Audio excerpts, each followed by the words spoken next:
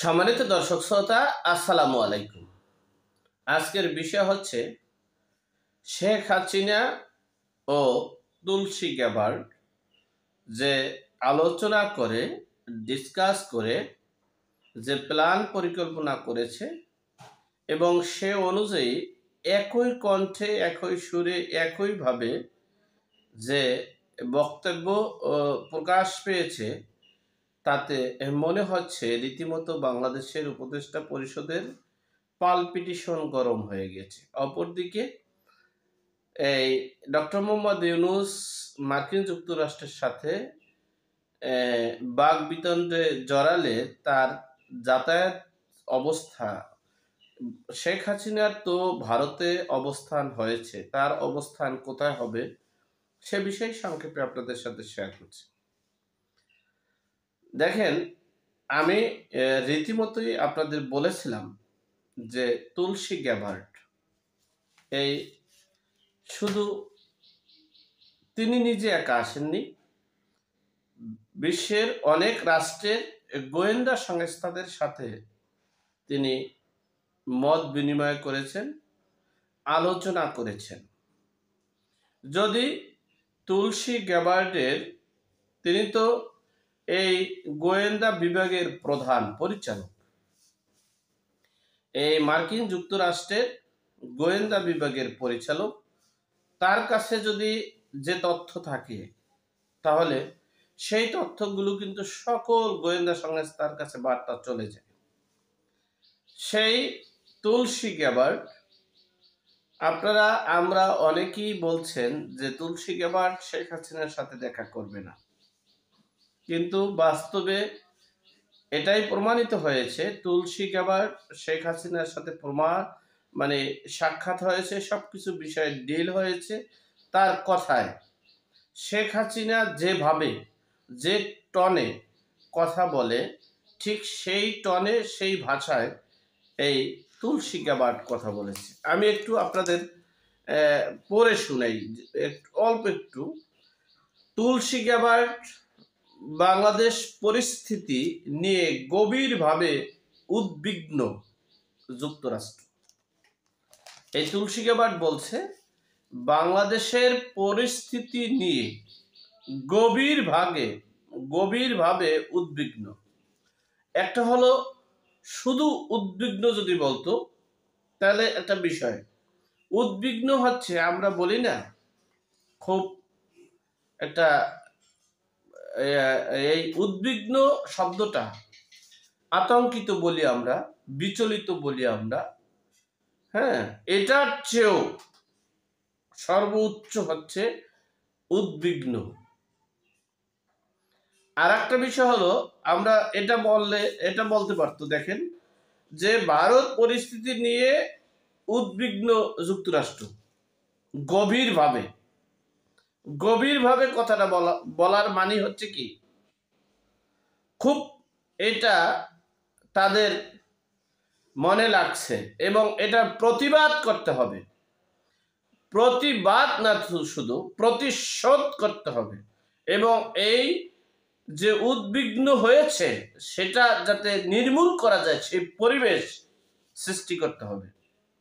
এখন আমরা বাঙালি যদি মনে করি তে তুলসী পাতা, তুলসী গাছ আর তুলসী আর কি করবে, মনে করতে পারি, অসুবিধা নেই। কিন্তু এই তুলসী সেই তুলসী নয়। এই তুলসী হচ্ছেন মার্কিন যুক্তরাষ্ট্রের গোয়েন্দা ডিপার্টমেন্টের সর্বসেক্টরের প্রধান, যিনি এমনকি ভারতে যে আসছেন বিভিন্ন রাষ্ট্রের গোয়েন্দাদের সাথে বৈঠক করার জন্য আসছে। আর এই তুলসী গ্যাবার্ড যদি ইচ্ছে করে, এই তুলসী গ্যাবার্ড হচ্ছেন একজনই যিনি, আরেকটু আপনাকে বিস্তারিত বলে দিই কি জন্য সে বলেছেন। বাংলাদেশের ধর্মীয় সংখ্যালঘুদের উপরে নির্যাতন, অর্থাৎ যেদিন তুলসী গ্যাবার্ড ভারতে আসছিলেন সেদিন বরগুনাতে একটা মাজার ভেঙে চুরমার করে দিয়ে আগুন দিয়ে পুড়িয়ে দেওয়া হয়েছিল। তার মানে কি, ধর্মীয় ধর্মীয় সংখ্যালঘুদের উপরে নির্যাতন ও সহিংসতা। এখন আমরা বলতে পারি যে, আমরা বলেছি অনেক জায়গায় সহিংসতা নেই। সহিংসতা নিয়ে গভীর উদ্বিগ্ন মার্কিন যুক্তরাষ্ট্র। গতকাল ভারতীয় সংবাদ মাধ্যম এনডিটিভি ওয়ার্ল্ডকে দেওয়া সাক্ষাৎকারে দেশটির গোয়েন্দা প্রধান তুলসী গ্যাবার্ড। এখন আমরা বলেছি, আমরা মিডিয়ায় দেখাইছি যে আমাদের সহিংসতা হয়নি, কিন্তু বিশ্বের অনেক রাষ্ট্রে এবং বাংলাদেশে যেই সংগঠনটা আন্তর্জাতিক সংগঠন, এই দেশের সংগঠন নয়, এই হিজবুত তাহরির, আপনারা দেখেছেন এই হিজবুত তাহরির 4 থেকে 5 হাজার সদস্য নিয়ে, তাদের সেই সদস্যদের নিয়ে বাইতুল মোকাররম মসজিদে সামনে নামাজের পর তারা মিছিল বেরিয়েছিল। এটা কি সহিংসতা নয়? আবার এই হিজবুত তাহরিরদের নিয়ে জাতিসংঘ আমাদের প্রধান উপদেষ্টা ডক্টর মোহাম্মদ ইউনূসকে প্রশ্ন করা হয়েছিল, তিনি সে প্রশ্নের জবাব দেননি। তাহলে কি এই তুলসী গ্যাবার্ড কি ভুল বলেছে?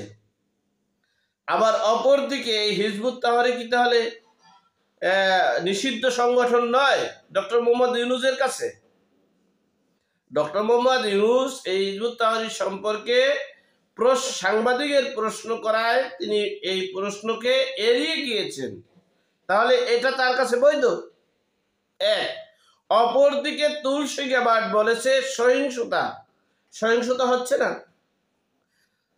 আসলে এই হিজবুত তাহরির সংগঠনটাই হচ্ছে তৌহিদি মব তৌহিদি জনতারই এটা।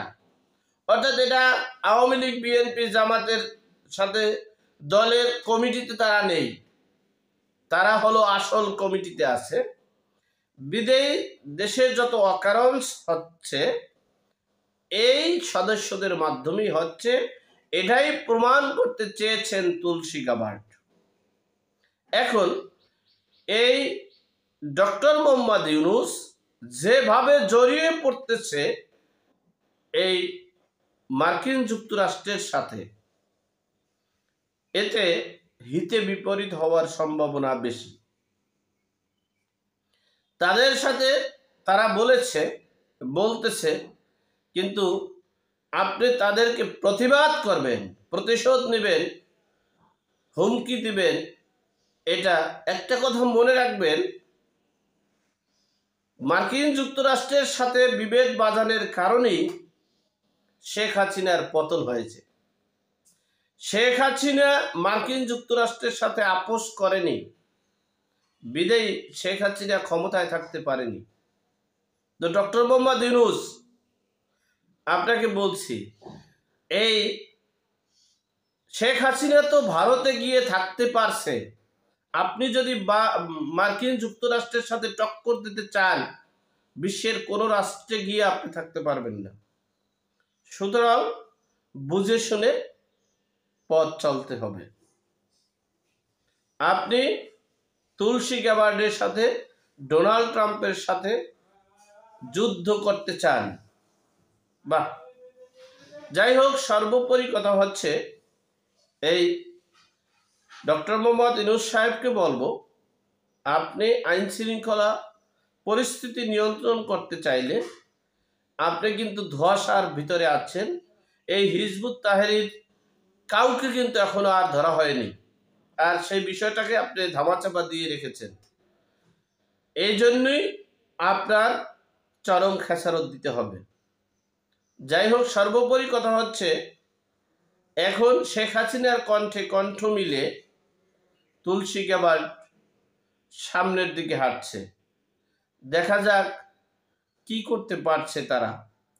অপরদিকে আমি সর্ব সেক্টরে আমি আশঙ্কা করছি বাংলাদেশের অবস্থা সম্পর্কে, কারণ প্রতিদিন লুটপাট, নৈরাজ্য, চাঁদাবাজি, লুটপাট, নির্বিচারে হত্যা, গুম চলতেই আছে। সুতরাং দেশকে একটা স্থিতিশীল পরিবেশে রাখার জন্য অনুরোধ করছি। আল্লাহ আমাদের সকলের বিপদ আপদ বালা মুসিবত থেকে হেফাজত করুক। আমিন। আসসালামু আলাইকুম।